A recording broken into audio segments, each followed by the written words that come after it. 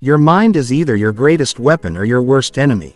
And right now, for most people, it's working against them. Every time you face resistance, every time things get uncomfortable, every time the path gets unclear, your mind starts looking for the exit.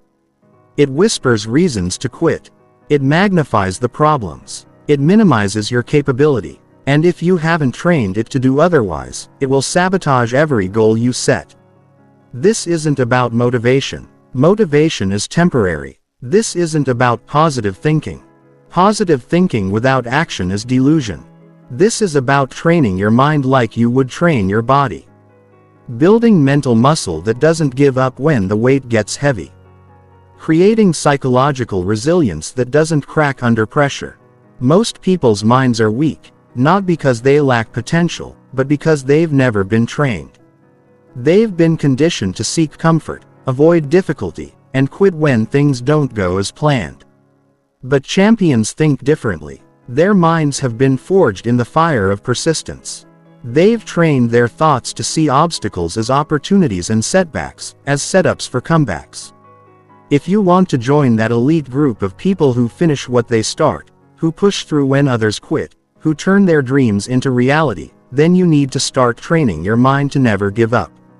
Not sometimes. Not when you feel like it. Never. Chapter 1. Understand that quitting is a habit you've been practicing. Most people don't realize that quitting is a skill they've been perfecting for years. Every time you stop working out after 2 weeks, every time you abandon a project halfway through, every time you give up on a goal when it gets difficult, you're not just failing at that one thing. You're training your mind to be a quitter. You're teaching your brain that when things get tough, the solution is to walk away. And here's the dangerous part. Each time you quit, it becomes easier to quit the next time.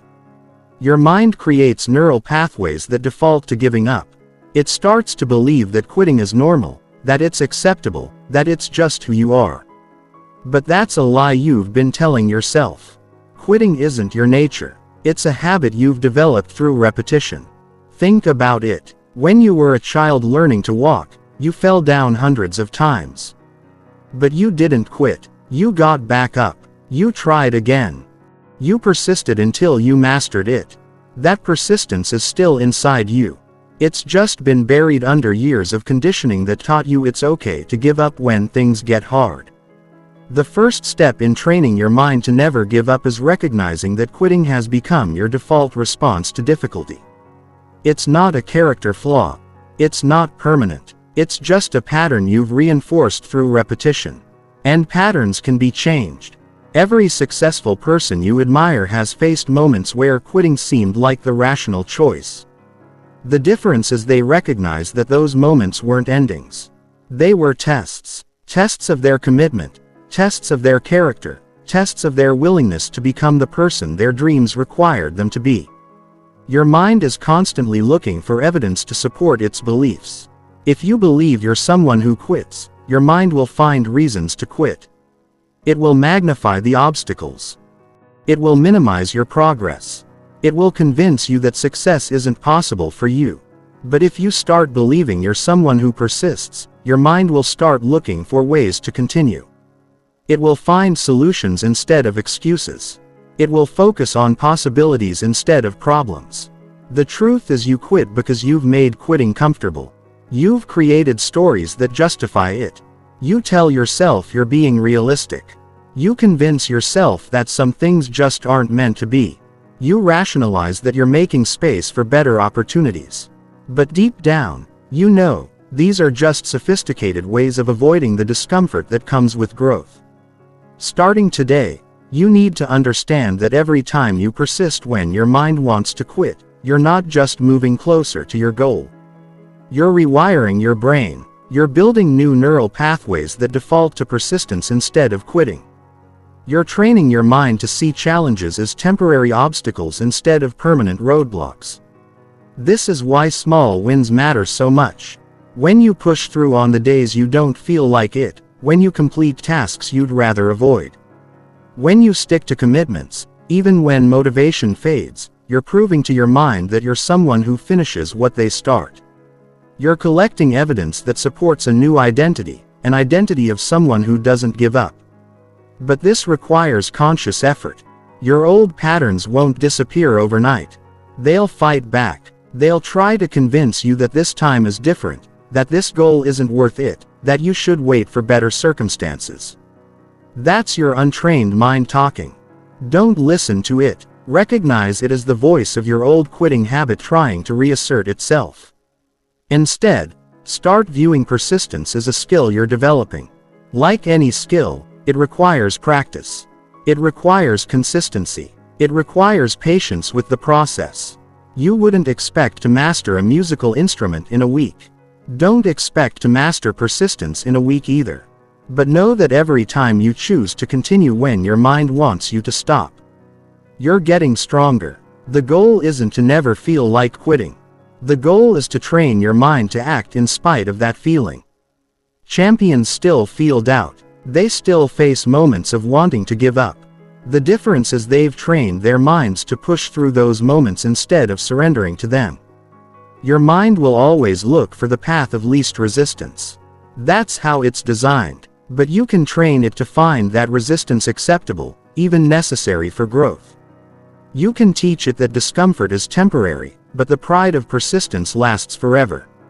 You can condition it to see quitting as more painful than continuing. This is mental training at its core. Not pretending everything is easy, but preparing your mind to handle difficulty. Not avoiding challenges, but building the mental muscle to overcome them. Not hoping for motivation to carry you, but developing the discipline to move forward regardless of how you feel. Every day you have opportunities to practice persistence. Small opportunities. Finishing the workout when you want to stop early. Completing the task when you'd rather procrastinate. Having the difficult conversation when you'd rather avoid it. These aren't just isolated actions. They're training sessions for your mind. They're building the mental strength you'll need when bigger challenges arrive. Remember, quitting isn't just about the goal you're abandoning. It's about the person you're becoming. Every time you quit, you're telling yourself that you're the type of person who gives up when things get hard. But every time you persist, you're proving that you're the type of person who finds a way to win. Stop treating quitting like it's neutral. It's not. It's actively working against your future. It's weakening your confidence. It's reinforcing patterns that will sabotage your success. Recognize it for what it is, a habit that needs to be broken, and start building the habit of persistence in its place. Chapter 2. Build mental strength through small daily wins. Mental strength isn't built in a moment of crisis. It's built through countless small decisions made when the stakes feel low. Every morning you get up when you said you would instead of hitting snooze. Every time you complete a task when you'd rather put it off. Every moment you choose discipline over comfort. You're adding another brick to your foundation of mental toughness. Most people make the mistake of thinking they need to wait for big challenges to prove their strength. They believe they'll rise to the occasion when it really matters. But that's not how the mind works. Your mind performs under pressure exactly the way you've trained it to perform in daily life. If you're inconsistent with small things, you'll be inconsistent with big things. If you make excuses for minor discomfort, you'll make excuses when major obstacles appear. The beauty of building mental strength through small daily wins is that it's completely within your control. You don't need perfect circumstances. You don't need external motivation. You don't need anyone else's permission or support. You just need to start honoring the small commitments you make to yourself every single day. Start with your morning routine. This is where your mental training begins. Before the world has a chance to influence your thoughts, before challenges appear, before distractions pull at your attention, you have a window of pure control. Use it wisely. Set a wake-up time and honor it. Not when you feel like it, not when you got enough sleep. Every single day, this simple act trains your mind that you're someone who keeps their word even to themselves. Then stack small disciplines throughout your day. Make your bed. It takes 2 minutes, but it starts your day with a completion. Clean up after yourself immediately instead of leaving it for later. It builds the habit of finishing what you start. Keep your word in small conversations. If you say you'll call someone back, do it. If you promise to send an email, send it. These micro commitments train your mind to trust your word. Physical discomfort is one of the best teachers for mental strength. When you're exercising and your body wants to stop, but you complete the set anyway, you're teaching your mind that feelings don't control actions. When you take a cold shower, even though every cell in your body resists it, you're proving that you can do difficult things. When you choose the healthy meal over the convenient one, you're training your mind to prioritize long-term benefits over immediate gratification. The key is consistency over intensity. It's better to do 10 push-ups every day for a year than to do 100 push-ups once and then quit. Your mind responds to patterns, not sporadic efforts. When you show up consistently, even in small ways, your mind starts to believe that showing up is just what you do. It becomes part of your identity rather than something you have to force. Track your wins, but not in a complicated way. Simply acknowledge when you follow through on commitments to yourself. Say it out loud. I said I would do this and I did it. This reinforces the neural pathways associated with persistence. Your mind loves evidence, and every small win is proof that you're someone who finishes what they start. Don't underestimate the power of completing simple tasks when you don't feel like it. Reading one page when you're tired. Writing one paragraph when you're unmotivated. Organizing one drawer when you're overwhelmed. These actions might seem insignificant, but they're training your mind to operate independently of your emotions. They're building the muscle of discipline that you'll need when bigger challenges arrive. Mental strength is also built through what you don't do. Every time you resist the urge to check your phone when you should be working, you're building focus. Every time you don't react emotionally to criticism, you're building emotional resilience. Every time you don't make an excuse for poor performance, you're building accountability. Mental strength isn't just about doing hard things.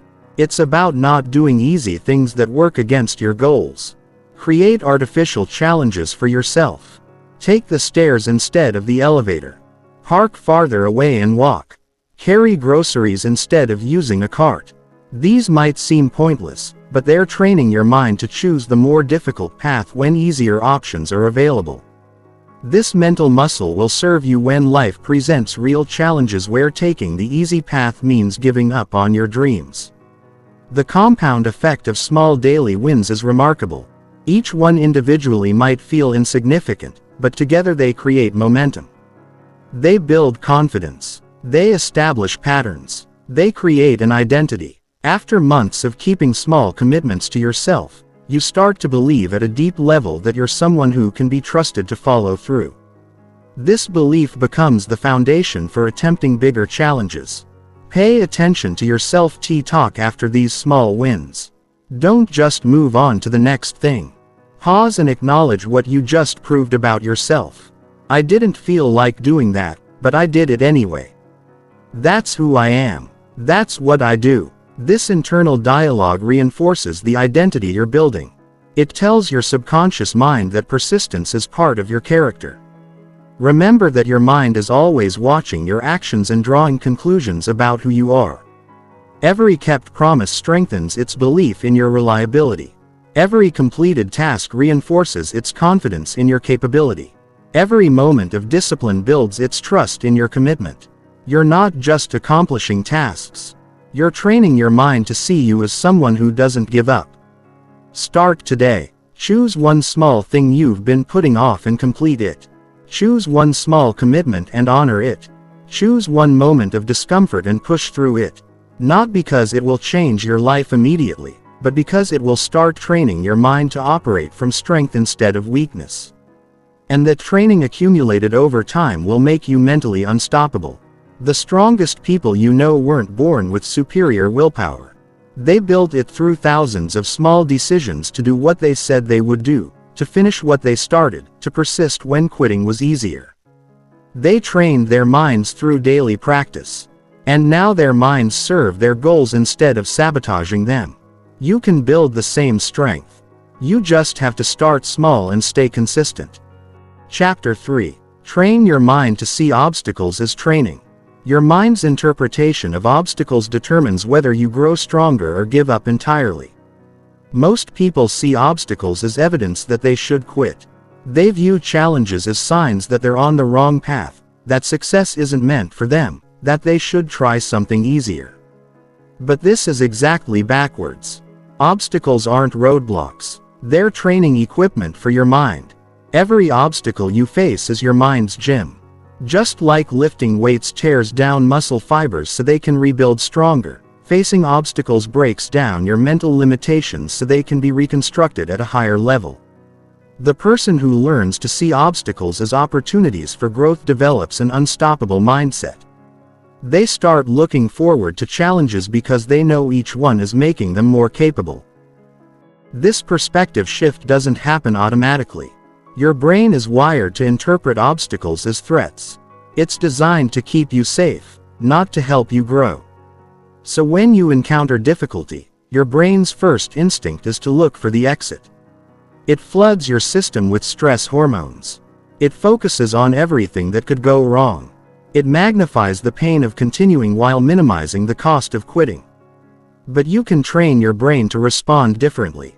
You can teach it to see obstacles as puzzles to solve rather than threats to avoid. You can condition it to get curious about challenges instead of fearful. You can program it to ask, how can I overcome this? Instead of, why is this happening to me? Start by changing your language around difficulties. Instead of saying this is too hard, say this is going to make me stronger. Instead of I can't handle this, say I'm learning to handle this. Instead of this always happens to me, say this is preparing me for something bigger. Your mind believes what you tell it consistently. So start telling it stories that serve your growth instead of your fears. When you encounter an obstacle, resist the urge to immediately look for a way around it. Instead, study it. What skill is this obstacle requiring you to develop? What weakness is it exposing that you need to strengthen? What lesson is it trying to teach you? Obstacles aren't random. They're specifically designed to develop the exact capabilities you need for the next level of your journey. Think about video games. Players don't get frustrated when they encounter a difficult level. They understand that the difficulty is proportional to the reward. They know that each challenging level is preparing them for even greater challenges ahead. They expect to fail multiple times before succeeding. And they see each failure as valuable information about what doesn't work. Your life operates on the same principle. But most people never make this connection. Every successful person has a story about an obstacle that almost broke them, but ultimately made them. They'll tell you about the failure that taught them resilience, the rejection that forced them to improve, the setback that redirected them toward their true calling. They learn to extract value from every difficulty, to mine gold from every challenge, to find strength in every struggle. Your obstacles are perfectly calibrated to your growth. They're not bigger than you can handle, though they may feel that way. They're designed to stretch you just beyond your current capability, forcing you to develop new muscles, new skills, new perspectives. If obstacles were easy to overcome, they wouldn't serve their purpose. The difficulty is the feature, not the bug. This mindset transforms how you approach challenges. Instead of asking why me, you start asking what's this teaching me? Instead of feeling victimized by circumstances, you feel curious about what you're meant to learn. Instead of looking for someone to blame, you start looking for ways to grow. This shift from victim to student is the foundation of mental toughness. Physical training provides a perfect model for this principle. When you're lifting weights, the resistance isn't your enemy. It's the very thing that makes you stronger. The muscle breakdown from lifting heavy weights is what signals your body to build more muscle. Similarly, the mental breakdown from facing obstacles is what signals your mind to build more resilience, more creativity, more determination. Start keeping an obstacle journal. When you face a challenge, write down what it's requiring you to become. What quality does this obstacle demand that you don't currently possess? What skill does it require that you need to develop? What perspective does it demand that you haven't adopted? This practice trains your mind to immediately look for the growth opportunity in every difficulty. Celebrate obstacle victories differently than easy victories. When you overcome something that was genuinely difficult, that stretched you, that required you to become better than you were before, acknowledge the internal growth that occurred. You didn't just solve a problem. You upgraded your capacity to handle problems. You didn't just achieve a result. You became someone capable of achieving bigger results. Remember that your mind is constantly looking for evidence to support its beliefs about what you can handle.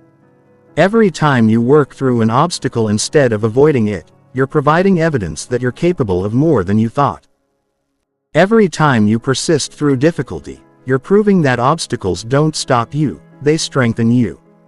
This evidence accumulates and eventually reshapes your identity from someone who avoids challenges to someone who embraces them. The highest achievers in any field have learned to love obstacles because they know obstacles are what separate them from their competition. While others quit, they persist. While others complain, they adapt. While others make excuses, they make progress. They understand that obstacles aren't preventing them from reaching their goals. Obstacles are the path to their goals. Start today by identifying the biggest obstacle you're currently facing. Instead of focusing on how difficult it is, focus on who you'll become by overcoming it. What strength will you build? What skill will you develop? What confidence will you gain? This isn't positive thinking. This is strategic thinking. You're training your mind to extract maximum value from every challenge life presents. Your obstacles aren't roadblocks. They're your curriculum. They're specifically designed to teach you what you need to know for the next level of your journey. Stop resisting them. Start embracing them. Stop seeing them as problems. Start seeing them as training. Because when your mind learns to see obstacles as opportunities for growth, you become truly unstoppable. Chapter 4. Control your inner voice during hard times. The voice inside your head is either your greatest ally or your worst enemy during difficult times. For most people, it's the latter. When challenges arise, when progress slows, when obstacles multiply, their inner voice becomes a critic, a pessimist, a quitter. It floods their mind with doubt, fear, and negativity. It magnifies problems while minimizing possibilities. It convinces them that giving up is the rational choice. But champions have learned to control this voice. They've trained their inner dialogue to serve their goals instead of sabotaging them. They've developed the ability to think clearly under pressure, to maintain perspective during setbacks, to stay focused on solutions when problems seem overwhelming. This isn't a natural talent. It's a trained skill that anyone can develop. Your inner voice reflects your mental habits. If you've developed the habit of negative self-talk, your inner voice will automatically default to criticism and doubt during hard times. If you've built the habit of catastrophic thinking, your inner voice will immediately jump to worst-case scenarios when challenges appear. These patterns feel automatic because they've been reinforced through repetition, but they can be changed through conscious effort and consistent practice. The first step in controlling your inner voice is awareness. Most people are unconscious of their self-talk. They don't notice the constant stream of commentary running through their minds. They don't realize how much their inner dialogue influences their emotions, their decisions, their actions. Start paying attention to what you're saying to yourself, especially during difficult moments. Notice the tone, the content, the patterns. When you become aware of negative self-talk, don't try to suppress it. Suppression doesn't work and often makes the thoughts stronger. Instead, acknowledge the thought and then consciously choose a more useful response. If your inner voice says, "I can't handle this," acknowledge it, and then respond with, "I'm learning to handle this." If it says, "This is too hard," acknowledge it and then respond with, "This is making me stronger." Develop standard responses to common negative thoughts. When your inner voice says you should quit, have a prepared response. Quitting isn't an option. I'm going to find a way through this. When it says you're not good enough, respond with, I'm becoming better every day. I'm exactly where I need to be in my journey. When it says this is impossible, respond with nothing is impossible. I just haven't found the solution yet. Your inner voice during hard times should sound like a coach, not a critic. A coach acknowledges difficulties but focuses on solutions. A coach recognizes setbacks but emphasizes comeback strategies. A coach sees current limitations but believes in future possibilities. Train your inner voice to ask better questions. What can I learn from this? How can I improve? What's my next step? Who do I need to become to overcome this? The quality of your self-talk determines the quality of your mental state. If you talk to yourself with encouragement, understanding, and determination, you'll feel encouraged, understood, and determined. If you talk to yourself with criticism, judgment, and defeat, you'll feel criticized, judged, and defeated. Your emotions follow your thoughts. So controlling your thoughts is essential for controlling your emotional state during challenging times. Practice positive self-coaching daily, not just during hard times. Speak to yourself the way you would speak to someone you care about who is facing a difficult challenge. Be firm but kind. Be honest but encouraging. Be realistic but optimistic. The more you practice supportive self-talk during normal times, the more automatic it becomes during challenging times. Remember that your inner voice is not the truth. It's just one perspective often influenced by fear, past experiences, and limiting beliefs. You have the power to choose which thoughts to focus on and which to dismiss. You have the ability to question your thoughts, challenge your assumptions, and redirect your mental energy toward more productive thinking patterns. During hard times, your inner voice will try to convince you that your situation is permanent, pervasive, and personal. It will tell you that things will never get better, that failure affects every area of your life, and that you're personally flawed. These are cognitive distortions, not facts. Counter them with truth. Challenges are temporary, setbacks are specific to situations, and struggles are part of growth, not evidence of inadequacy. Create mental anchors that you can return to when your inner voice becomes destructive. These might be personal mantras, inspiring quotes, past victories, or future visions. When negative self-talk begins to spiral, immediately redirect your attention to one of these anchors. This gives your mind something positive to focus on and breaks the cycle of negative thinking. Your inner voice becomes stronger through use. If you consistently engage with negative thoughts, they become louder and more frequent. If you consistently redirect toward positive thoughts, they become your default pattern. This is why it's crucial to be intentional about your self-talk. Especially during difficult periods when your mind is most vulnerable to negativity. Understand that controlling your inner voice doesn't mean pretending everything is perfect. It means speaking to yourself in a way that acknowledges reality while maintaining hope. Recognizes challenges while believing in your ability to overcome them. Accepts setbacks while staying committed to your goals. It's about being honest but helpful. Realistic but resilient. Your inner voice during hard times should remind you of your why, your progress, your capabilities, and your determination. It should connect you to your deeper purpose. Celebrate your growth. Recognize your strengths, and reinforce your commitment. When your inner voice becomes your ally instead of your enemy, you become virtually unstoppable because your mind is working with you instead of against you. The conversations you have with yourself matter more than the conversations you have with others because you're always listening to yourself. Make sure those conversations are serving your growth, supporting your goals, and strengthening your resolve. Train your inner voice to be the voice of someone who never gives up, and you'll find that giving up becomes impossible. Chapter 5. Use pain as fuel instead of an excuse. Pain is inevitable, but suffering is optional. Every person who has achieved something meaningful has learned this distinction. Pain, discomfort, struggle, these are the raw materials of growth. They're not obstacles to overcome, but fuel to be harnessed.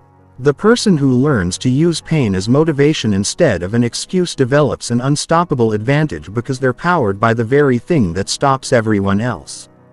Most people run from pain. When they feel discomfort, they immediately look for relief. When they face struggle, they search for an easier path. When they encounter rejection, they take it as a sign to quit. This is exactly backwards. Pain isn't telling you to stop. Pain is telling you that you're at the edge of your comfort zone. The exact place where growth happens. Physical pain teaches this lesson clearly. When you're working out and your muscles start to burn, that's not a signal to stop. That's a signal that you're creating the conditions for strength. The burn is the feeling of your muscles adapting, growing, becoming more capable. Similarly, emotional and mental pain is often the feeling of your character adapting, growing, becoming more resilient. But using pain as fuel requires a fundamental shift in how you interpret discomfort. Instead of seeing pain as evidence that something is wrong, you must learn to see it as evidence that something is right. You're pushing boundaries. You're expanding limits. You're becoming more than you were before. This reinterpretation transforms pain from an enemy into an ally. Every successful person has a collection of painful experiences that they credit with making them who they are. The rejection that motivated them to improve. The failure that taught them persistence. The loss that showed them what really matters. They learn to extract power from pain, to find strength in struggle, to discover opportunity in adversity. This isn't natural, it's trained. Start by changing your relationship with discomfort. When you feel physical discomfort during exercise, instead of thinking this hurts, think this is building me. When you feel emotional discomfort during a challenging conversation, instead of thinking this is awkward, think this is growing me. When you feel mental discomfort while learning something difficult, instead of thinking this is frustrating, think this is expanding me. Pain often contains important information that comfort never provides. It shows you what you need to work on, what you need to strengthen, what you need to change. Physical pain reveals weaknesses in your body. Emotional pain reveals areas where you need to develop resilience. Mental pain reveals concepts you need to master. Instead of avoiding this information, learn to welcome it as guidance for your development. The fuel metaphor is important because fuel gets consumed in the process of creating energy. When you use pain as fuel, you're not storing it or dwelling on it. You're converting it into forward motion. You're transforming it into determination, motivation, strength. The pain itself doesn't last, but the energy it creates propels you toward your goals. Develop rituals for converting pain into fuel. When you experience a setback, disappointment or failure, have a process for extracting value from it. Ask yourself, what did this teach me? How did this make me stronger? What skill did this force me to develop? What do I know now that I didn't know before? This process transforms painful experiences into powerful lessons. Remember that your capacity to handle pain determines your capacity to achieve goals. Big goals require big sacrifices. Meaningful achievements demand meaningful struggles. Extraordinary results necessitate extraordinary persistence. If you can only handle small amounts of pain, you can only achieve small results. If you can handle significant pain, you can achieve significant results. Physical training provides a perfect model for this principle. Athletes don't just tolerate pain. They seek it out. They know that the pain of training is the price of performance. They've learned to love the burn because they know it means they're getting stronger. They've trained their minds to interpret pain as progress, discomfort as development, struggle as success. Your pain tolerance isn't fixed. It can be developed through practice. Every time you push through discomfort instead of avoiding it, you increase your capacity to handle difficulty. Every time you persist through struggle instead of quitting, you expand your ability to endure challenges. Every time you use pain as motivation instead of an excuse, you strengthen your mental resilience. The key is not to eliminate pain, but to reframe it. Pain becomes suffering when you resist it, avoid it, or see yourself as a victim of it. Pain becomes fuel when you accept it, learn from it, and use it to drive you forward. The same experience can either weaken you or strengthen you. depending on how you choose to interpret and respond to it. Start practicing with small pains. When you feel the discomfort of hunger while waiting for a healthy meal, use it as fuel for your commitment to better nutrition. When you feel the discomfort of fatigue during exercise, use it as fuel for your dedication to fitness. When you feel the discomfort of boredom during focused work, use it as fuel for your pursuit of excellence. Your relationship with pain is your relationship with growth. If you run from pain, you run from growth. If you avoid discomfort, you avoid development. If you quit when things get hard, you quit on becoming the person your goals require you to be. But if you learn to harness pain, to convert struggle into strength, to transform obstacles into opportunities, you become truly unstoppable. Pain is not your enemy unless you make it your enemy. Pain is not telling you to quit unless you let it tell you to quit. Pain is simply information, energy, raw material for building a stronger, more capable, more resilient version of yourself. Learn to use it wisely and you'll discover that the very thing that stops most people becomes the thing that propels you forward. Chapter 6. Stay focused when everything falls apart. When your world starts crumbling, when plans collapse, when everything you thought was solid starts to shake, your mind faces its ultimate test. This is when most people lose their focus entirely. They panic. They scatter their energy in a dozen directions. They become reactive instead of strategic. They let chaos on the outside create chaos on the inside. But this is precisely when focus becomes most valuable and most difficult to maintain. Focus during crisis isn't about pretending everything is fine. It's about maintaining clarity, about what matters most when everything else is falling apart. It's about keeping your mental energy concentrated on what you can control instead of dissipating it on what you can't. It's about staying connected to your core mission.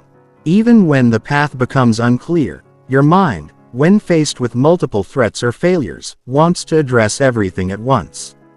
It jumps from problem to problem, never fully engaging with any single issue.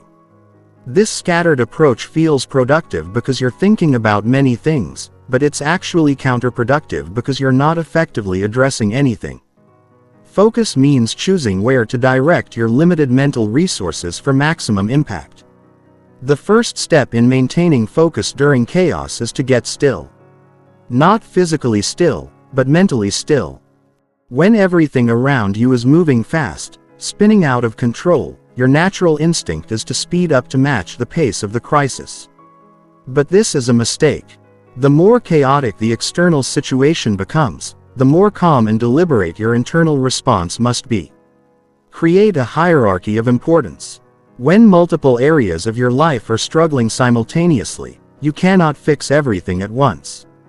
You must choose what to focus on first, second, third. This isn't about ignoring problems. It's about addressing them strategically instead of randomly. The person who tries to solve 10 problems at once usually solves none. The person who focuses on one problem at a time eventually solves them all. Your ability to focus during crisis depends largely on your preparation before crisis. If you've trained your mind to stay focused during normal times, it will be easier to maintain focus during abnormal times. If you've built the habit of single tasking, of deep work, of sustained concentration, these skills will serve you when you need them most. Focus is like a muscle that must be strengthened before it's tested. When everything falls apart, your mind will want to focus on everything that's going wrong. This is natural but destructive. It creates a downward spiral of negative thinking that clouds your judgment and paralyzes your action. Instead, train your mind to focus on what's still working, what you can still control, what's still possible. This isn't denial, it's strategic thinking. One of the most powerful focus techniques during crisis is the next step principle. Instead of trying to see the entire path through the chaos, focus only on the next logical step. What's the one thing you can do right now that will move you slightly forward? What's the single action that will improve your situation even marginally? Take that step. Then identify the next one. Your mind during crisis will flood you with worst-case scenarios. It will show you everything that could go wrong. Everyone you might disappoint, every way you might fail. This is your brain's attempt to prepare for threats. But it often creates more fear than preparation.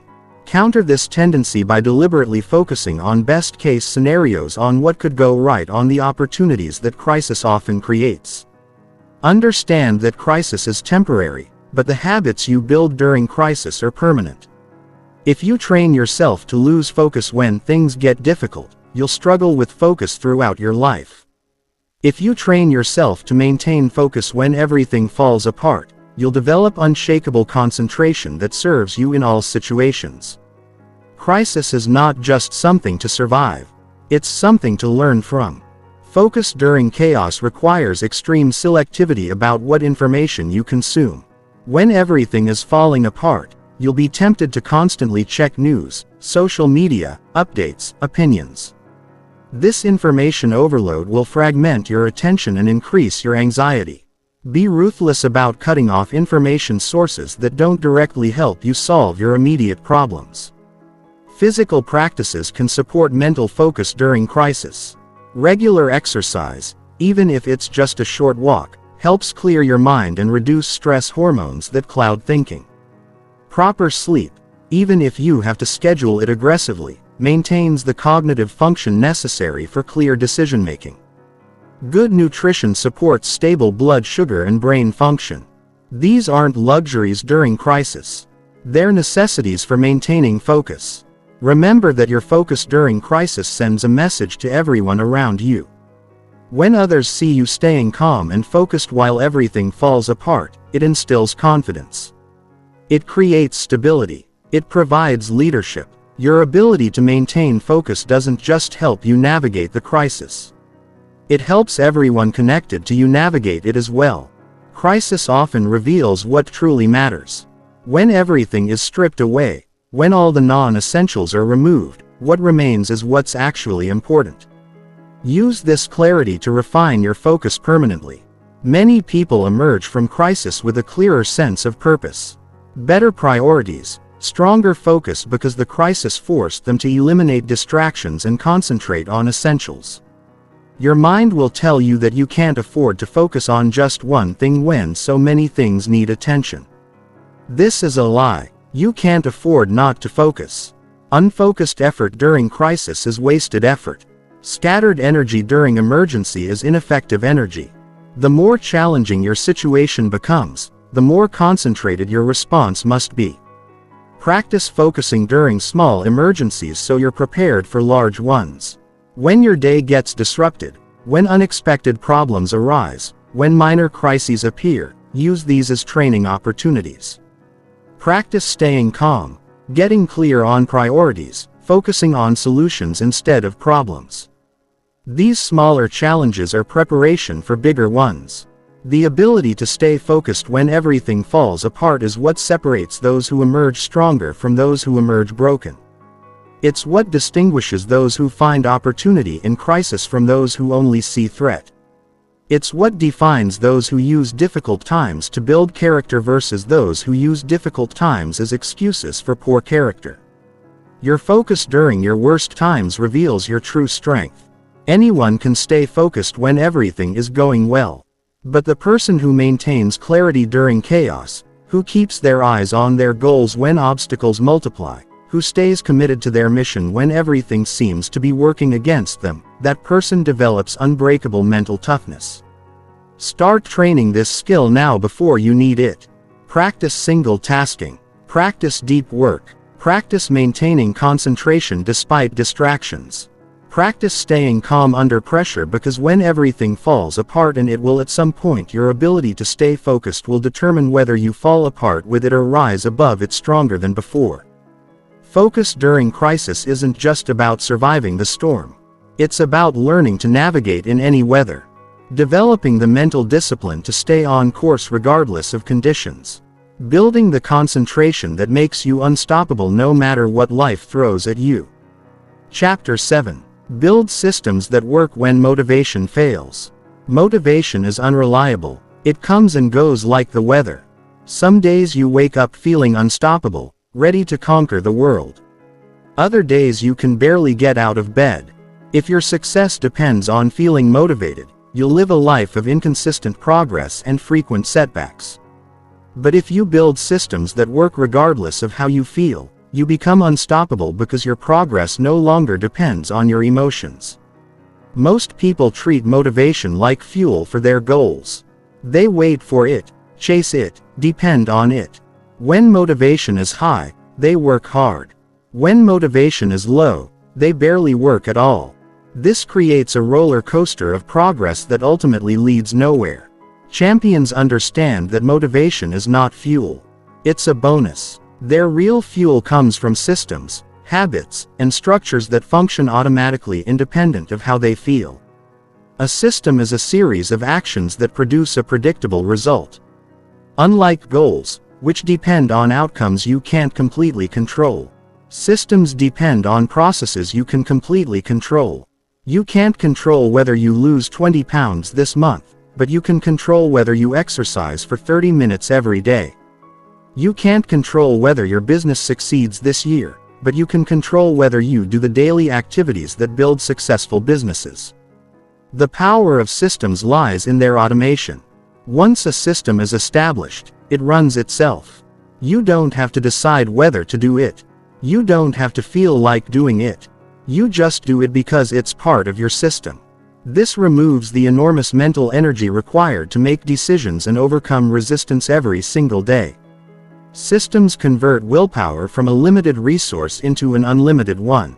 Start by identifying the daily actions that, if performed consistently, would inevitably lead to your goals. These actions should be specific, measurable, and completely within your control. If your goal is better health, your daily actions might include 30 minutes of exercise, 8 glasses of water, and 7 hours of sleep. If your goal is business growth, your daily actions might include 1 sales call, 1 piece of content creation, and 1 hour of skill development. Your systems must be designed for your worst days, not your best days. On your best days, you'll exceed your systems naturally. But on your worst days, when motivation is absent, when energy is low, when obstacles seem overwhelming, your systems must still be achievable. This means setting the bar low enough that you can clear it even when you don't feel like trying. The minimum effective dose principle applies to system building. What's the smallest action you can take that still moves you forward? Instead of planning to exercise for 2 hours when you're motivated, plan to exercise for 10 minutes regardless of motivation. Instead of committing to write 000 words when inspiration strikes, commit to write 100 words whether inspiration shows up or not. Systems require triggers, specific cues that automatically initiate the desired behavior. These triggers should be tied to existing habits or unavoidable events. If you want to build a reading habit, trigger it by placing a book next to your coffee maker and reading 1 page while your coffee brews. If you want to build an exercise habit, trigger it by laying out your workout clothes before bed and putting them on immediately after waking. Track your systems, not just your results. Create simple ways to measure whether you're following your systems consistently. This might be as basic as checking boxes on a calendar or keeping a simple tally. The act of tracking reinforces the behavior and provides immediate feedback about your consistency. You can't manage what you don't measure. Your systems should be flexible enough to adapt to changing circumstances but rigid enough to maintain consistency. If your normal exercise routine is disrupted by travel, your system should have alternatives. If your usual work schedule is interrupted by unexpected events, your system should have backup plans. Flexibility prevents systems from breaking when life gets chaotic. Build systems for all areas of your life that matter to you. Physical health systems, mental health systems, relationship systems, financial systems, career systems, learning systems. Each area of your life that you want to improve should have a simple daily system that moves you forward regardless of motivation, mood, or circumstances. Start with one system and perfect it before adding others. System building is a skill that improves with practice. Your first system might feel clunky, require adjustments, need refinement. That's normal. Master the process of building and maintaining one system before attempting to implement multiple systems simultaneously. Success in system building is cumulative. Your environment should support your systems. If you want to eat healthier, your kitchen should make healthy choices easy and unhealthy choices difficult. If you want to read more, books should be visible and accessible while distracting devices should be hidden.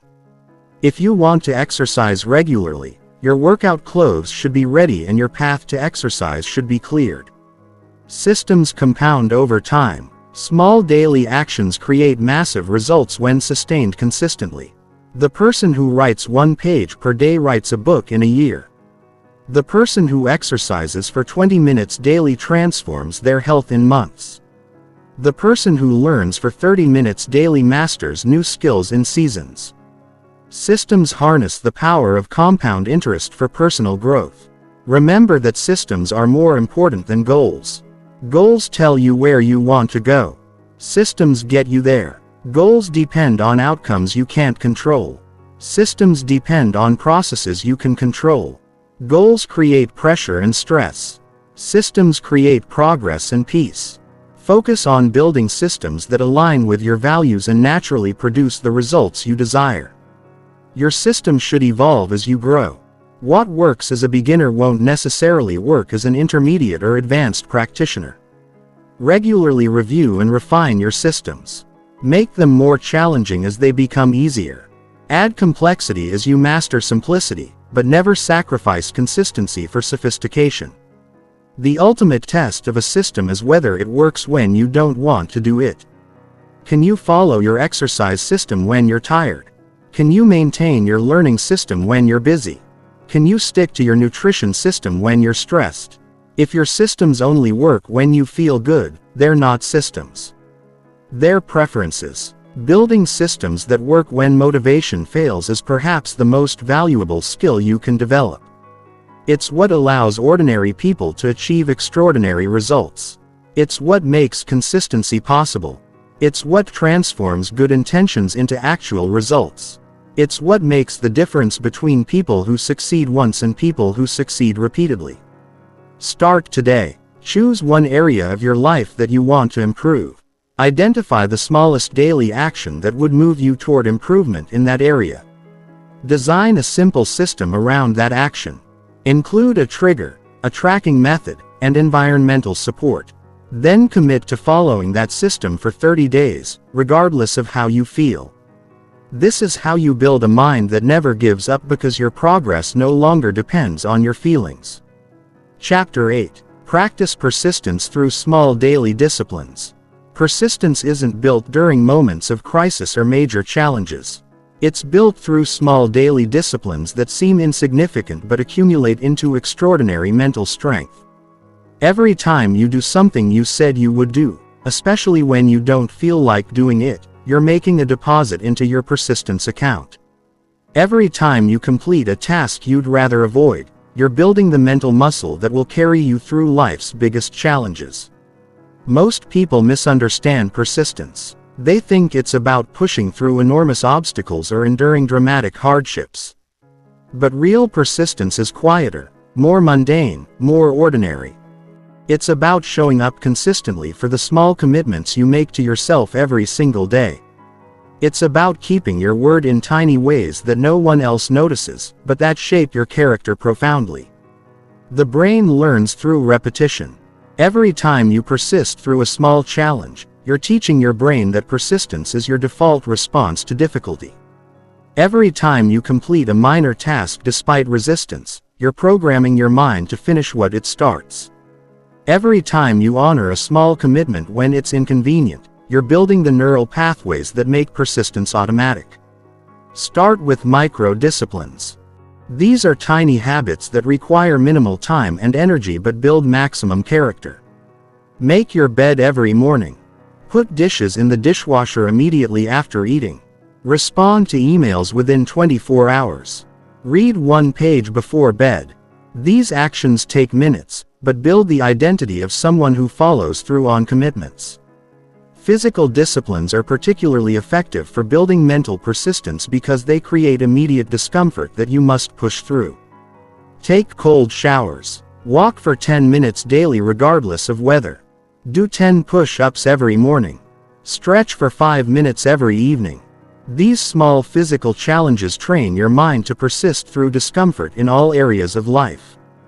Time-based disciplines build persistence differently than task-based disciplines.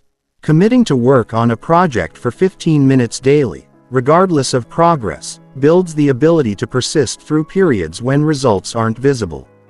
Committing to study for 20 minutes daily, regardless of comprehension, builds the ability to persist through learning plateaus. Time-based persistence is about showing up, not about achieving. Financial disciplines create unique persistence training because they require delaying immediate gratification for long-term benefit, saving a small amount daily, avoiding unnecessary purchases, choosing generic over brand name, bringing lunch instead of buying it. These micro-financial disciplines build the persistence required for all forms of delayed gratification. Social disciplines involve persisting in relationships and communication even when it's awkward or difficult. Calling one friend per week, writing one thank you note per month, having one difficult conversation you've been avoiding, apologizing when you're wrong. These disciplines build the persistence required for deep, meaningful relationships. Learning disciplines create persistence through intellectual challenge. Reading one chapter daily, practicing one new skill for 10 minutes, memorizing one new fact, solving one difficult problem. These disciplines train your mind to persist through confusion, frustration, and the discomfort of not knowing. The key to building persistence through daily disciplines is consistency over intensity. It's better to do something small every day than something large once a week. Your brain responds to patterns, not to occasional efforts. A 5-minute daily walk builds more persistence than a 2-hour weekly hike. 10 daily push-ups build more mental strength than a monthly gym session. Track your daily disciplines simply but consistently. This might be check marks on a calendar, notes in a journal, or marks on a chart. The act of tracking serves multiple purposes. It provides immediate feedback. It creates accountability. It shows progress over time and it reinforces the behavior. You're more likely to persist with what you measure. Connect your daily disciplines to your larger purpose. Understand why each small habit matters in the context of your bigger goals. Your morning routine isn't just about starting the day well. It's about building the persistence you'll need to achieve your life vision. Your exercise habit isn't just about physical health. It's about proving to yourself that you can persist through discomfort. Expect resistance to your daily disciplines. Your brain will find reasons to skip them, postpone them, modify them, or abandon them entirely. This resistance isn't a sign that the disciplines aren't working. It's proof that they are working. They're challenging your current patterns and creating new ones. Persistence means continuing despite resistance, not waiting for resistance to disappear. Start with one daily discipline and master it before adding others. Most people try to implement multiple new habits simultaneously and end up persisting with none of them. Choose one small discipline that aligns with your goals and commit to it for 30 days without exception. Only after it becomes automatic should you add another discipline. Your daily disciplines should be challenging enough to require effort but easy enough to achieve consistently. If a discipline is too easy, it won't build persistence. If it's too difficult, you won't sustain it. Find the sweet spot where the discipline stretches you slightly beyond your comfort zone but doesn't overwhelm your current capacity. Review and adjust your disciplines regularly. What challenges you today might become easy in 3 months. What seems impossible today might become achievable in 6 months. As your persistence grows, your discipline should evolve to match your increased capacity. The goal is continuous challenge, not endless repetition of easy tasks. Remember that daily disciplines compound exponentially. Each day of persistence makes the next day easier. Each week of consistency makes the next week more automatic. Each month of discipline makes the next month feel natural. Small daily persistence creates massive long-term results that seem miraculous to others but feel inevitable to you. The most successful people you know aren't successful because they occasionally do extraordinary things. They're successful because they consistently do ordinary things. They've built persistence through thousands of small daily disciplines that train their minds to finish what they start, to push through when things get difficult, to show up regardless of how they feel. Your persistence is being built or eroded by your daily choices. Every small commitment you keep builds it. Every minor discipline you maintain strengthens it. Every tiny promise you honor reinforces it. Conversely, every small commitment you break weakens it. Every minor discipline you abandon undermines it. Every tiny promise you ignore diminishes it. Start today with one small daily discipline. Choose something that will challenge you slightly, but that you can definitely achieve. Commit to it for 30 days without exception. Notice how this simple practice begins to change not just your behavior, but your identity. You start to see yourself as someone who persists, someone who follows through, someone who doesn't give up. And once you see yourself that way, giving up becomes inconsistent with who you are. Chapter 9. Reframe setbacks as setups for comebacks. Your relationship with setbacks determines whether they devastate you or develop you. Most people see setbacks as evidence that they should quit, that success isn't meant for them, that they're on the wrong path. They interpret every failure as a verdict on their capability, every rejection as a judgment on their worth, every obstacle as a sign to give up. This mindset turns temporary setbacks into permanent defeats. But champions have learned to see setbacks differently. They understand that setbacks aren't the opposite of success. They're part of success. They're not detours from the path. They're features of the path. They're not evidence that you're failing. They're evidence that you're trying. Every successful person has a collection of setbacks that they credit with making their eventual success possible. The word setback itself reveals the temporary nature of these experiences. You're not set down or set out.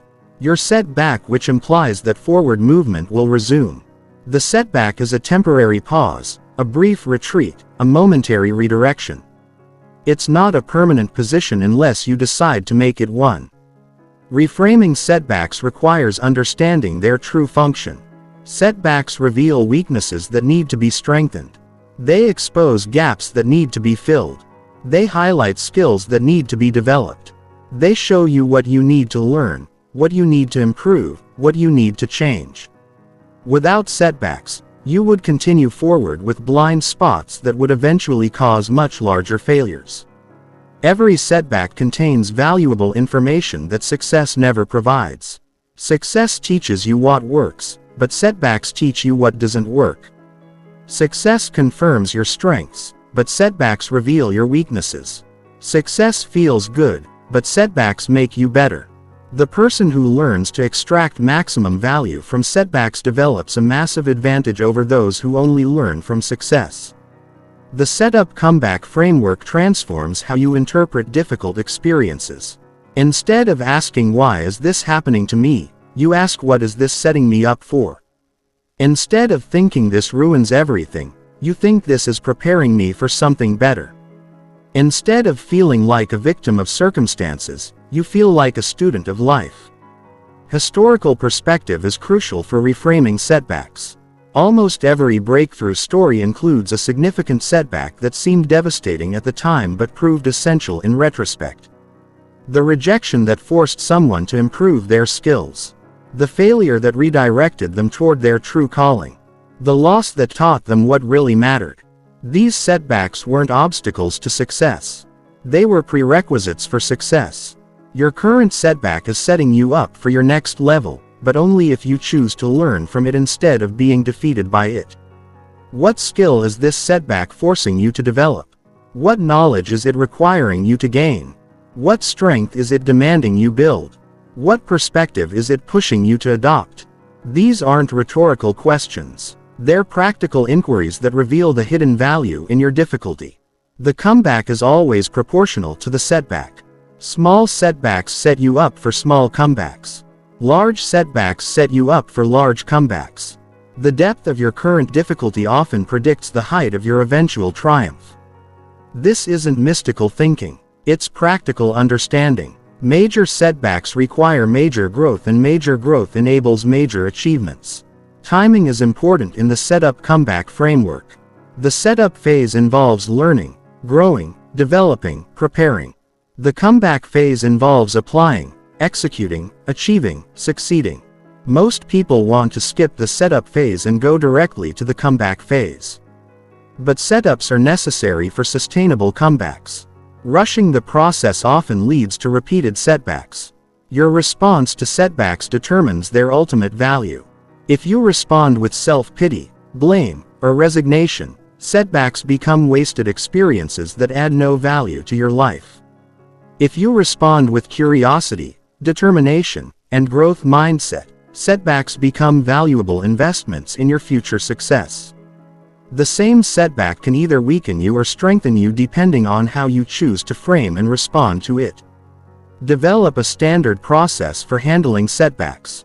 When something goes wrong, when plans fall apart, when efforts fail, have a predetermined sequence of steps. First, acknowledge the reality of the situation without denial or drama. Second, extract the lessons from the experience. Third, identify what needs to change going forward. Fourth, create a plan for applying the lessons. Fifth, begin implementing the plan immediately. Setbacks often redirect you toward opportunities you wouldn't have discovered otherwise. The job rejection that leads to a better position. The relationship ending that opens space for a healthier one. The business failure that teaches you what you need to know for the next venture. These redirections often feel like setbacks initially but prove to be setups for better outcomes. Community perspective helps with reframing setbacks. Share your struggles with people who understand that setbacks are normal parts of any worthwhile journey. Avoid people who will encourage self-pity or suggest that you should quit. Surround yourself with others who see setbacks as setups, who understand that temporary defeats often precede permanent victories. Document your setback to comeback stories. Keep a record of times when what seemed like a disaster ultimately led to something better. These stories become powerful evidence that setbacks are temporary and often beneficial. When you face new setbacks, you can remind yourself of previous times, when difficulty led to growth, when problems led to solutions, when endings led to beginnings. Physical metaphors help reinforce the setup comeback framework. A spring must be compressed before it can jump. A bow must be pulled back before the arrow can fly forward. A wave must gather force before it can create impact. Your setback might be the compression, the pullback, the gathering force that enables your eventual breakthrough. Remember that comebacks are more satisfying than uninterrupted success. The person who overcomes significant obstacles appreciates their achievements more deeply than the person who never faced difficulty. The struggle makes the success meaningful. The setback makes the comeback sweet. The challenge makes the victory valuable. Your setback is not your destination. It's your preparation. It's not your conclusion. It's your education. It's not your ending. It's your beginning. The same experience that could defeat you if misinterpreted can propel you if properly framed. The difference lies not in the circumstances but in your perspective. Start reframing your current setbacks today. What is your current difficulty setting you up for? What is it teaching you? How is it preparing you? What comeback is it making possible? These questions transform you from a passive victim of circumstances into an active participant in your own development. And that transformation is often the real purpose of the setback, to change not just your circumstances but your character. Chapter 10. Celebrate progress instead of waiting for perfection. Perfection is the enemy of progress. It's the reason most people never build momentum, never gain confidence, never develop the persistence required for long-term success. They set impossibly high standards that nobody could meet consistently, then use their inevitable failures as evidence that they should quit. They wait for the perfect plan, the perfect moment, the perfect performance before acknowledging any value in their efforts. This perfectionist mindset is particularly destructive for building mental resilience because it makes giving up seem rational. When your standard is perfection, anything less feels like failure. When your expectation is flawless execution, normal human mistakes feel devastating. When your requirement is immediate mastery, the natural learning process feels inadequate. Perfectionism doesn't drive excellence, it drives paralysis. Progress, not perfection, is the true measure of growth.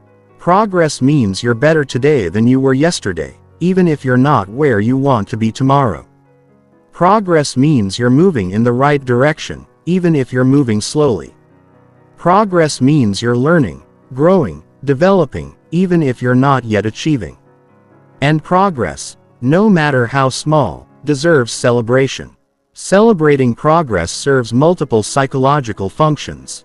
It reinforces positive behaviors by providing immediate rewards for effort. It builds confidence by highlighting improvement over time. It maintains motivation by acknowledging that your work is making a difference. It creates positive associations with challenge and difficulty. Most importantly, it trains your mind to focus on what's working instead of what's not working. Your brain notices what you pay attention to. If you constantly focus on what you haven't achieved yet, your brain will highlight all your shortcomings and generate feelings of inadequacy. If you regularly acknowledge what you have achieved, your brain will recognize your progress and generate feelings of competence. This isn't self-deception, it's strategic attention management. Start celebrating micro-progress. These are small improvements that most people overlook because they seem insignificant. You worked out for 10 minutes instead of skipping entirely. You ate one healthy meal instead of eating poorly all day. You completed one task instead of procrastinating completely. You persisted for 5 minutes longer than usual. These micro-victories might seem trivial, but they're evidence that you're capable of positive change. Process progress is often more important than outcome progress.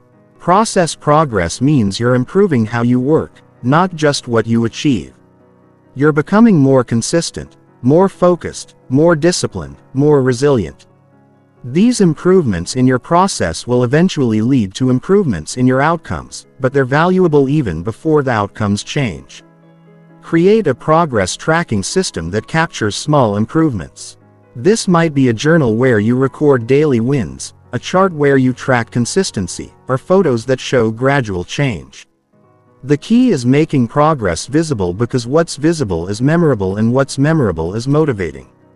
Progress that isn't documented often feels like it didn't happen. Comparative progress involves measuring yourself against your past self, not against others. Ask yourself, am I stronger than I was last month? Am I more knowledgeable than I was last year? Am I more resilient than I was when I started? This type of comparison is always meaningful because you have complete information about your starting point and current position. Effort-based celebration acknowledges progress in your attempts, not just your achievements.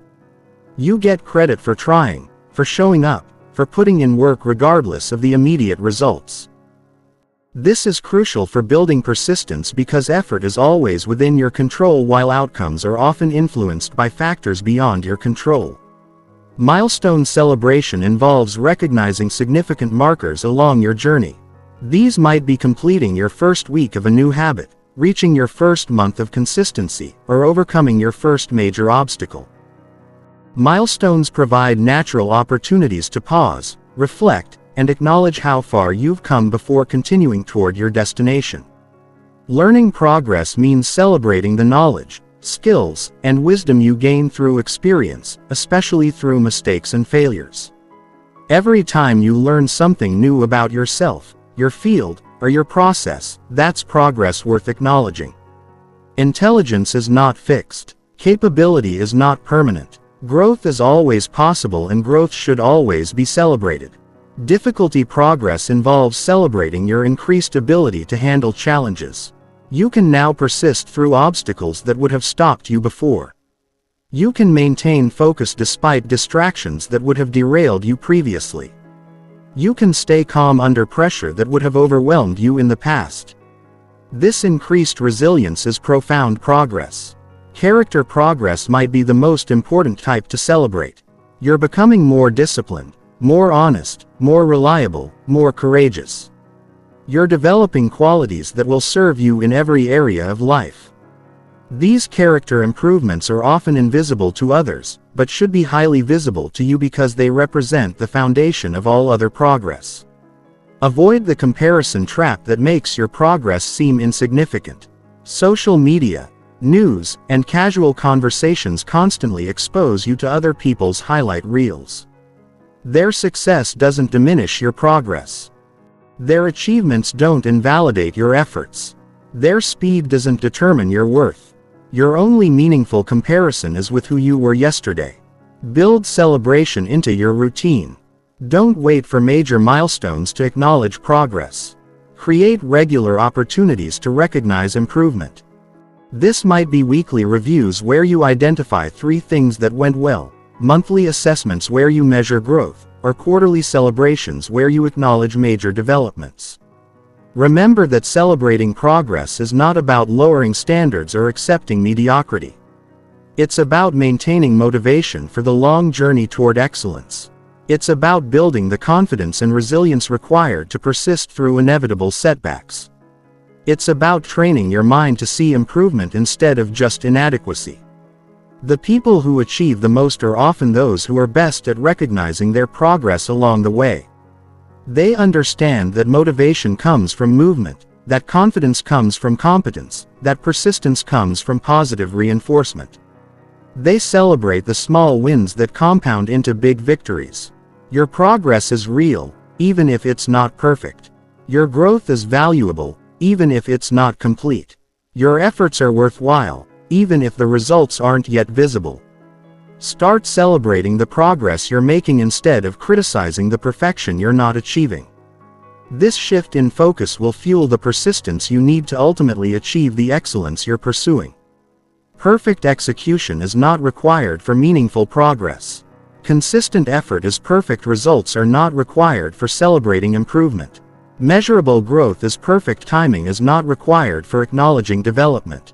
Current evidence is stop waiting for perfection to validate your efforts. Start celebrating progress to fuel your persistence. Chapter 11. Stop listening to the voice that says give up. There's a voice in your head that speaks louder during your hardest moments. It whispers when you're tired. It shouts when you're struggling. It becomes relentless when obstacles multiply. This voice has one message: give up. It will give you 1,000 reasons why quitting makes sense, why continuing is pointless, why your goals are unrealistic. But this voice is not your friend. It's not your advisor. It's the enemy of your potential. This quitting voice is not the truth. It's fear disguised as wisdom. It's weakness masquerading as reason. It's your untrained mind defaulting to its comfort zone. The voice gets stronger every time you listen to it and weaker every time you ignore it. Champions have learned to recognize this voice immediately and refuse to negotiate with it. The quitting voice speaks in familiar phrases. This is too hard. You're not good enough. This isn't meant for you. Nobody believes in you. You've tried enough. It's time to be realistic. These statements feel true in the moment because they come from inside your own head. But they're lies designed to keep you small, safe, and stuck. Your response to this voice determines your destiny. If you engage with it, debate with it, or try to reason with it, you give it power. The quitting voice doesn't want a conversation. It wants capitulation. It doesn't seek understanding. It seeks surrender. The only effective response is immediate dismissal followed by immediate action toward your goals. Develop a standard response to the quitting voice. When it suggests you stop, you continue. When it says you can't, you prove you can. When it offers excuses, you take action. When it highlights problems, you focus on solutions. When it emphasizes pain, you remember your purpose. This automatic response pattern weakens the voice's influence over time. Physical movement is one of the most effective ways to silence the quitting voice. When the voice gets loud, get moving. Exercise, walk, clean, organize. Do something productive with your body. Physical action changes your mental state. Redirects your focus and proves that you're stronger than your thoughts. Movement creates momentum that crowds out negativity. The quitting voice feeds on isolation and inactivity. When you're alone with your thoughts, when you're sitting still, when you're not engaged in purposeful activity, the voice grows stronger. Combat this by staying connected to supportive people and staying engaged in meaningful work. Don't give the voice space to operate unchallenged. Remember why you started when the quitting voice tries to make you forget your original motivation, your compelling vision, your deep purpose. These are more powerful than temporary discomfort.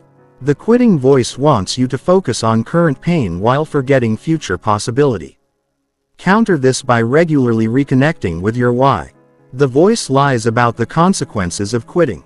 It makes giving up seem harmless, temporary, reversible. But quitting has permanent effects on your self-respect, your confidence, your identity. Every time you quit because things got difficult, you teach your mind that difficulty is sufficient reason to abandon goals. The quitting voice never mentions this long-term damage. Successful people don't avoid the quitting voice. They overcome it. They hear the same doubts, the same fears, the same resistance that everyone else hears. The difference is their response. They've trained themselves to act in spite of the voice, to persist through the noise, to continue when every internal signal says stop. Track when the quitting voice appears most frequently. Is it during specific times of day? Particular types of challenges? Certain emotional states? Understanding your patterns helps you prepare for the voice's arrival. When you know it's coming, you can have your response ready instead of being caught off guard. The quitting voice gets desperate when you're close to breakthrough. It knows that persistence leads to success, so it intensifies its efforts when you're nearest to your goals. Many people quit right before their breakthrough because the voice becomes loudest when victory is closest. Recognize this pattern and use it as evidence that you should continue, not quit. Replace the quitting voice with a persistence voice. Train your mind to automatically respond to difficulty with thoughts of determination instead of defeat. When challenges arise, instead of hearing this is too hard, train yourself to hear this is making me stronger. Instead of I should quit, hear I should persist. This mental reprogramming takes time but transforms your default response to obstacles. Some days the quitting voice will be barely audible. Other days it will feel overwhelming. This variation is normal. Don't be discouraged when the voice is loud. Don't become overconfident when it's quiet. Maintain consistent action regardless of the voice's volume. Your persistence should be independent of your internal noise level. The quitting voice often disguises itself as practical advice. Be realistic about your limitations. Accept that some things aren't meant to be. Focus on easier goals. But these aren't practical suggestions. They're sophisticated forms of surrender. True practicality involves finding ways to overcome obstacles, not reasons to avoid them. Create rituals that strengthen your resistance to the quitting voice. Read inspiring stories of people who persisted through similar challenges. Review your past victories over adversity. Visualize your future success. Remind yourself of the price of giving up. These rituals build mental antibodies against the quitting voice's influence. The strongest people you know still hear the quitting voice. They're not immune to doubt, fear, or resistance. They've simply trained themselves not to obey these feelings. They've learned that the voice is temporary, but their goals are permanent. They've discovered that persistence through discomfort leads to pride, while quitting leads to regret.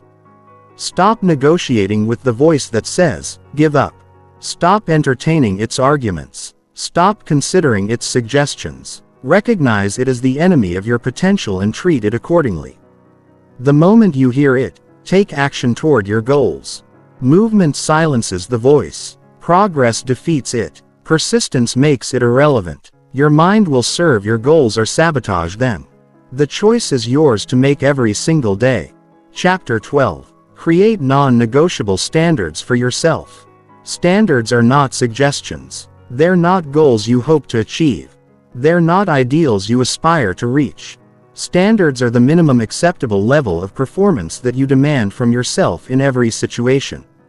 They're the foundation of your character, the benchmark of your integrity, the line you will not cross regardless of circumstances, emotions, or consequences. Most people live without real standards. They adjust their expectations based on their mood, their circumstances, their energy level. When they feel good, they expect more from themselves. When they feel bad, they lower the bar. This inconsistency creates an unreliable character that others can't trust and you can't respect. Standards eliminate this variability by establishing fixed requirements for your behavior. Non-negotiable means exactly that. These standards apply whether you feel like honoring them or not. They apply when it's convenient and when it's not. They apply when you're motivated and when you're not. They apply when others are watching and when no one is around. The word non-negotiable removes the option to compromise based on temporary feelings or circumstances. Your standards define your identity more than your goals define your identity. Goals are external targets you aim for. Standards are internal qualities you embody. Goals can be achieved or missed. Standards are either maintained or violated. Goals change based on growth and circumstances. Standards remain constant regardless of external conditions. Start with basic integrity standards. You keep your word to yourself and others. You tell the truth even when it's uncomfortable. You take responsibility for your actions and their consequences. You honor your commitments regardless of how you feel about them later. These foundational standards create the character required for all other achievements. Excellent standards demand that you give your best effort in every situation, not perfect results. But genuine effort, not flawless performance, but full engagement. You don't mail it in because no one is watching. You don't cut corners because it won't be noticed. You don't give less than your best because the task seems unimportant. Excellence is how you do anything, not just important things. Persistent standards ensure that you don't quit when things get difficult. You finish what you start. You work through obstacles instead of avoiding them. You find solutions instead of making excuses. You persist through discomfort, boredom, frustration, and doubt. These standards make giving up inconsistent with your identity. Growth standards require continuous learning and improvement. You read, study, practice, and develop new skills regularly. You seek feedback and apply it. You challenge yourself to move beyond your comfort zone. You view mistakes as learning opportunities rather than failures. Growth becomes a requirement, not an option. Health standards protect your physical and mental well-being. You maintain consistent sleep, exercise, and nutrition habits. You manage stress effectively. You avoid substances and behaviors that compromise your health. You prioritize recovery and restoration. These standards ensure you have the energy and clarity required for everything else. Relationship standards govern how you treat others and how you allow others to treat you. You communicate honestly and respectfully. You honor your commitments to others. You set healthy boundaries. You invest in meaningful relationships while avoiding toxic ones. These standards create a supportive environment for your growth. Write down your non-negotiable standards in clear, specific language. Vague standards are meaningless standards. Instead of "I will be healthy," write, "I will exercise for 30 minutes every day." Instead of "I will be honest," write, "I will tell the truth even when it costs me something." Specificity. Make standards actionable and measurable. Your standards should challenge you but be achievable consistently. If standards are too low, they won't drive growth. If they're too high, they'll lead to constant failure and eventual abandonment. Find the level that requires effort and discipline but doesn't require perfection or heroic actions. Enforce your standards without exception. The moment you make an exception, you create precedent for future exceptions. The moment you negotiate with your standards, they stop being standards and become preferences. Consistency in enforcement is what gives standards their power to shape your character and behavior. Review and adjust your standards periodically, but not frequently. As you grow stronger and more capable, your standards should evolve to match your increased capacity, but change them thoughtfully and deliberately, not impulsively or emotionally. Standards should be stable enough to create reliable character, but flexible enough to accommodate genuine growth. Your standards will be tested, especially when you're tired, stressed, or facing difficult circumstances. These tests are not obstacles to your standards. They're the very situations where standards prove their value. Anyone can maintain high behavior when everything is going well. Standards matter when maintaining high behavior is difficult. Expect resistance from others when you establish and maintain high standards. Some people will call you extreme, rigid, or unrealistic. Some will pressure you to compromise, to be more flexible, to lower your expectations. This resistance often comes from people whose own lack of standards makes them uncomfortable with your consistency. Standards create freedom, not restriction.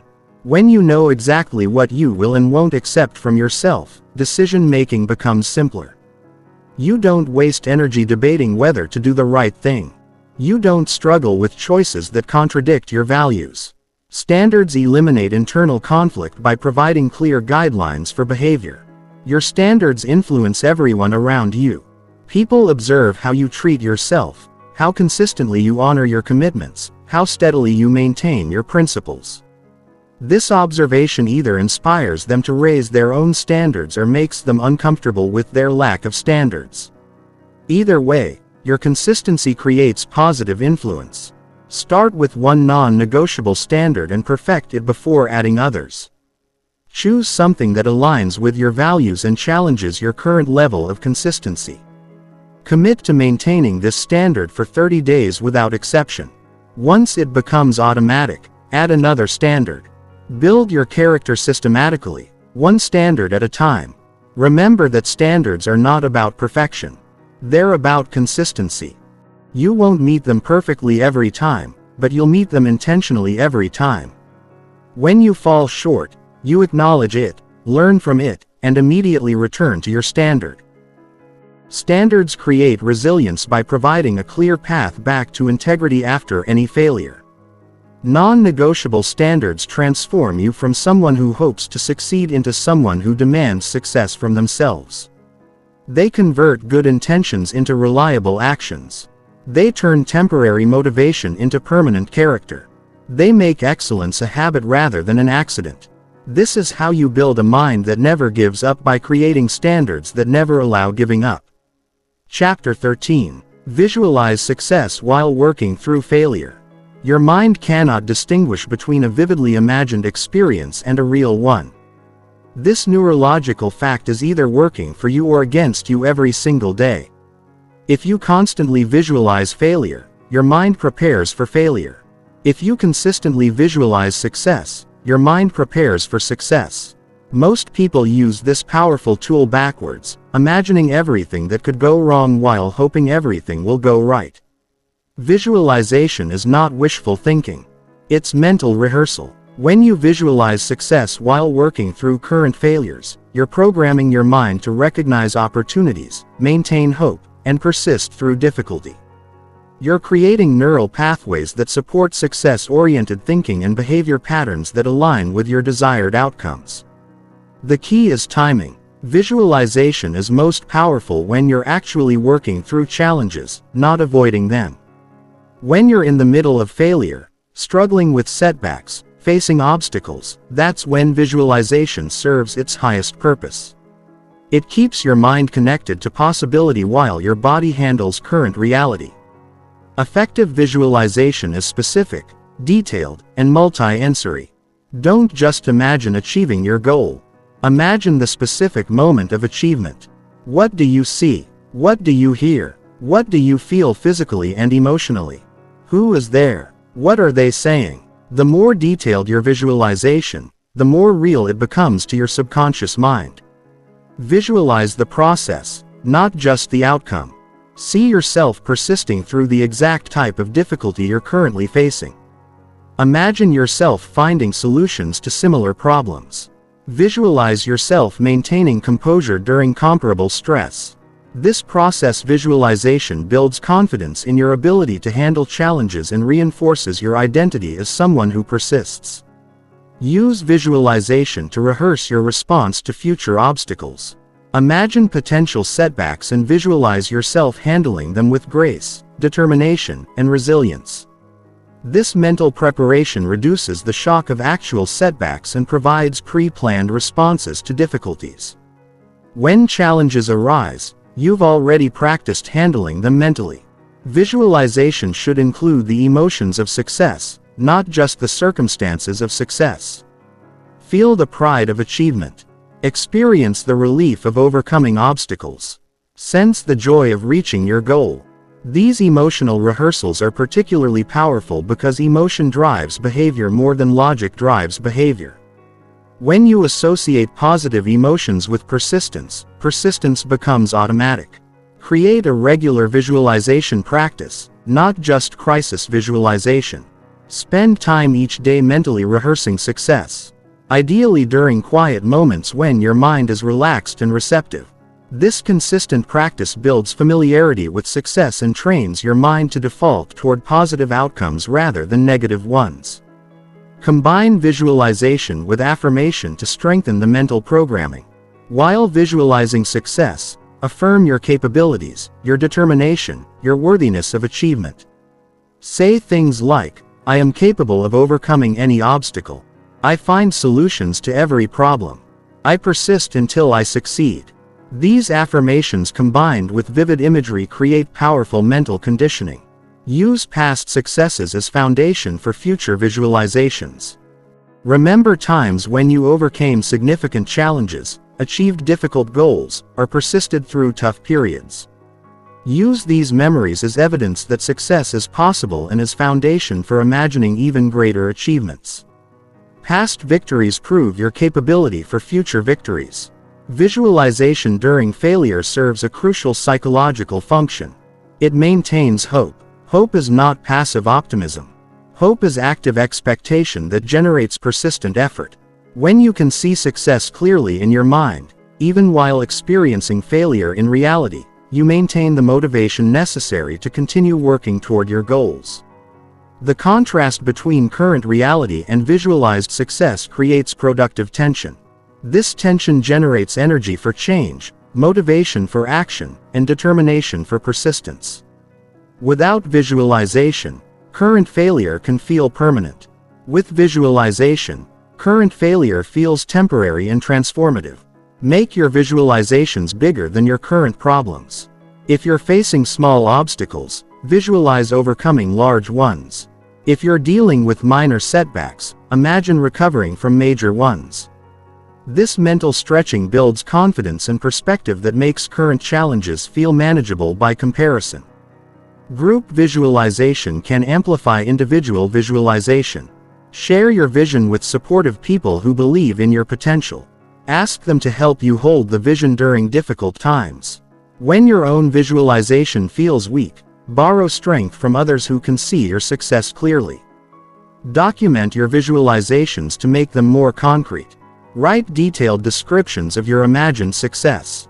Draw pictures that represent your goals. Create vision boards that display your desired outcomes. These physical representations reinforce your mental images and provide external reminders of your internal vision. Expect your visualization to feel unrealistic at first, especially when you're struggling with current failures. This disconnect between imagination and reality is normal and necessary. The purpose is not to create immediate belief, but to create gradual familiarity with success over time. What seems impossible becomes improbable, then possible, then inevitable. Use visualization to maintain long-term perspective during short-term difficulties. Current failures are temporary events in a longer success story. Visualization helps you remember that today's struggle is tomorrow's strength. Today's obstacle is tomorrow's testimony. Today's failure is tomorrow's foundation. Remember that visualization without action is delusion, but action without visualization is often misdirected. You need both clear vision and consistent effort.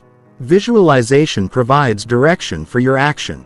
Action provides foundation for your visualization. Together they create the unstoppable combination of knowing where you're going and being willing to do what it takes to get there. Your mind is either imagining success or imaging failure. There is no neutral visualization. Choose to fill your mind with images of achievement, persistence, and victory. See yourself succeeding while you work through current setbacks. This mental programming will influence your emotions, direct your actions, and ultimately determine your outcomes. Visualize success not as escape from current reality, but as motivation to transform current reality into future achievement. Chapter 14. Build a support system that reinforces your persistence. You cannot sustain long-term persistence in isolation. The people around you either strengthen your resolve or weaken it. They either encourage your persistence or enable your quitting. They either believe in your vision or doubt your direction. Building a support system that reinforces your determination to never give up is not optional. It's essential for maintaining the mental strength required for significant achievement. Most people unknowingly surround themselves with quit enablers. These are people who often with good intentions encourage giving up when things get difficult. They suggest that you're being too hard on yourself, that your goals are unrealistic, that you should lower your expectations. They offer comfort instead of challenge, sympathy instead of solutions, excuses instead of encouragement. Persistence reinforcing people think differently. They see struggle as normal, obstacles as temporary, and setbacks as opportunities for growth. They remind you of your capabilities when you forget them. They hold your vision when you can't see it clearly. They challenge you to continue when quitting seems reasonable. They provide accountability, encouragement, and perspective during your darkest moments. Identify the quit enablers in your current circle. These might be family members who worry about you, friends who want you to be comfortable, or colleagues who have settled for mediocrity themselves. You don't need to eliminate these relationships, but you need to recognize their influence and limit their input on your goals and challenges. Actively seek out persistence-minded people. These are individuals who have overcome significant obstacles themselves, who understand that growth requires discomfort, who respect determination over talent. They might be mentors, coaches, successful peers, or anyone who embodies the persistence you're trying to develop. Create multiple layers of support. You need different types of people for different types of support. Mentors who provide wisdom and perspective. Peers who share similar challenges and understand your struggles. Accountability partners who check on your progress and challenge your excuses. Cheerleaders who believe in you unconditionally and remind you of your worth. Your support system should include people who are further along the path you're walking. They serve as proof that your goals are achievable and provide guidance based on experience. Their presence reminds you that what seems impossible now is merely difficult. And what seems difficult now will eventually become routine. Be selective about who gets to speak into your life during difficult times. When you're struggling, your mind is vulnerable to negative input. Limit your conversations about challenges to people who will respond with strength, solutions, and support. Avoid people who will amplify your doubts, magnify your problems, or reinforce your desire to quit. Contribute to others' persistence as well as drawing from it. Be the kind of person for others that you need for yourself. Encourage their determination. Challenge their excuses. Support their vision. This reciprocal support creates stronger relationships and reinforces your own commitment to persistence. Use technology to expand your support system beyond your immediate environment. Join online communities of people pursuing similar goals. Follow social media accounts that promote persistence and growth. Listen to podcasts featuring people who have overcome obstacles similar to yours. These digital connections can provide daily reinforcement of persistence-oriented thinking. Document the support you receive so you can access it when supporters aren't immediately available. Save encouraging messages. Record motivating conversations. Write down inspiring advice. Create a personal library of support that you can access during solo struggles when external encouragement isn't immediately available. Set boundaries with people who consistently undermine your persistence. Some people feel threatened by your determination because it highlights their own lack of commitment. They may actively sabotage your efforts through criticism, distraction, or temptation. Protect your mental space by limiting exposure to these influences. Communicate your goals and standards clearly to your support system. Help them understand what kind of support serves you best. Some people need gentle encouragement. Others need firm challenges. Some benefit from detailed advice. Others prefer simple presence. Guide your supporters in how to support you most effectively. Remember that asking for support is not a sign of weakness. It's a sign of wisdom. Every successful person has relied on others for encouragement, accountability, guidance, and perspective. Lone wolf persistence is a myth that leads to unnecessary struggle and premature quitting.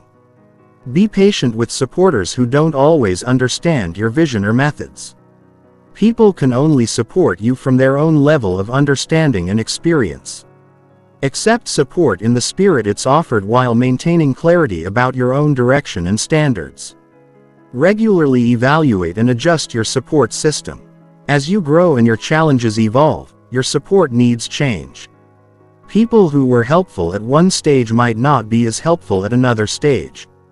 This doesn't make them bad people. It makes them wrong fits for your current needs. Build redundancy into your support system. Don't depend on one person for all your support needs. If your primary supporter is unavailable, traveling, or dealing with their own challenges, you should have backup sources of encouragement and accountability. Your support system should challenge you to become better, not just feel better. The goal is not comfort during difficult times. The goal is growth through difficult times. Surround yourself with people who love you enough to challenge you, who care about you enough to hold you accountable, who believe in you enough to refuse to let you quit on yourself. The quality of your support system often determines the length of your persistence. Strong support extends your endurance. Weak support shortens your resolve. No support guarantees premature quitting. Invest in building relationships with people who share your commitment to growth, your dedication to excellence, and your refusal to give up when things get hard. Chapter 15. Make persistence your identity, not just your strategy. Strategy is what you do. Identity is who you are. When persistence is just a strategy, you use it when it's convenient and abandon it when it's not. When persistence becomes your identity, you embody it regardless of circumstances because it's not something you do, it's something you are. This shift from strategy to identity is what transforms temporary determination into permanent character. Your identity determines your actions more than your intentions determine your actions. If you see yourself as someone who quits when things get difficult, you'll find ways to justify quitting. If you see yourself as someone who persists through challenges, you'll find ways to continue. Your behavior aligns with your self-concept automatically and consistently. Most people have a quitter identity disguised as reasonable behavior. They quit jobs when they become challenging, relationships when they require work, goals when they demand sacrifice. They rationalize these decisions as being practical, flexible, or self-aware. But in reality, they've built an identity around avoiding discomfort and abandoning difficulty. Building a persistence identity requires changing the story you tell yourself about who you are. Instead of "I'm someone who struggles with follow-through," you say "I'm someone who finishes what I start." Instead of "I tend to give up when things get hard," you say "I get stronger when things get hard." Instead of "I'm not good at sticking with things," you say "I'm the kind of person who persists until I succeed."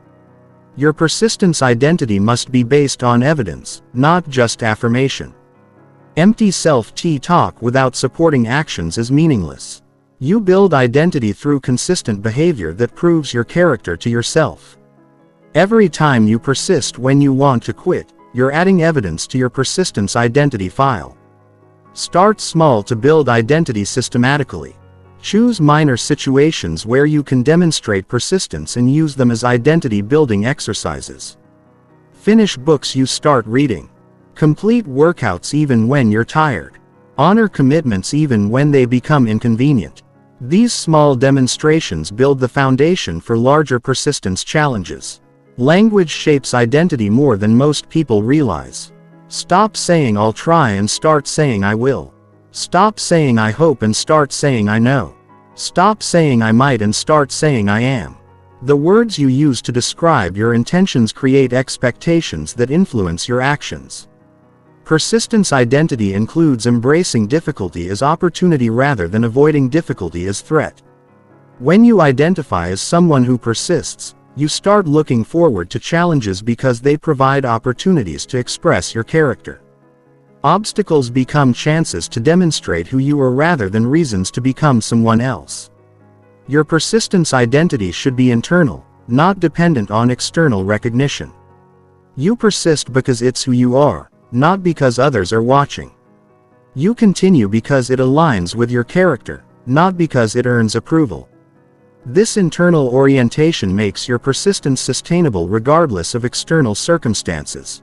Collect and celebrate persistence evidence regularly. Keep a record of times when you persisted through difficulty, overcame obstacles, or achieved goals through determination. Review these experiences frequently to reinforce your identity as someone who doesn't give up. This evidence becomes the foundation of unshakable self-confidence. Surround yourself with reminders of your persistence identity. Use visual cues, written statements, or symbolic objects that reinforce who you are. These external reminders help maintain internal clarity about your character, especially during moments when persistence feels difficult or uncertain. Your persistence identity must be tested to become real. Untested identity is just theory. Tested identity is proven character. Welcome situations that challenge your persistence because they provide opportunities to prove your identity to yourself. Each successful test strengthens your confidence in your character. Defend your persistence identity against internal and external attacks. Your old quitting patterns will try to reassert themselves. Other people may question your determination or suggest you should give up. Recognize these as attacks on your identity and respond by demonstrating your character more strongly, not by explaining or justifying it. Persistence identity creates consistency across all areas of life. When you truly identify as someone who persists, you don't compartmentalize this trait. You persist in relationships, career, health, personal growth, and any other area that matters to you. Identity creates holistic change, not isolated improvement. The ultimate test of persistence identity is what you do when no one would blame you for quitting. When circumstances are genuinely difficult, when progress seems impossible, when continuing appears irrational, that's when identity matters most. Strategy fails under extreme pressure. Identity holds under any pressure. Remember that identity is not fixed permanently. You can change who you are by changing what you do consistently. If you've been someone who gives up easily, you can become someone who persists determinedly. But this change requires more than wishful thinking. It requires consistent action that proves your new identity to yourself. Make persistence non-negotiable by making it central to your identity. When quitting contradicts who you are at your core, giving up becomes unthinkable. When persistence aligns with your deepest sense of self, continuing becomes automatic. This is the ultimate victory. When never giving up stops being something you have to remember to do and becomes something you couldn't forget to do, your mind will never give up when giving up contradicts your identity. Train your mind to see persistence as fundamental to who you are, not optional based on how you feel. Build evidence of your persistence character through daily actions. Defend this identity against all attacks. Live this identity regardless of circumstances. This is how you create a mind that is literally incapable of giving up, because giving up would require becoming someone else. And you know exactly who you are. Someone who never ever gives up.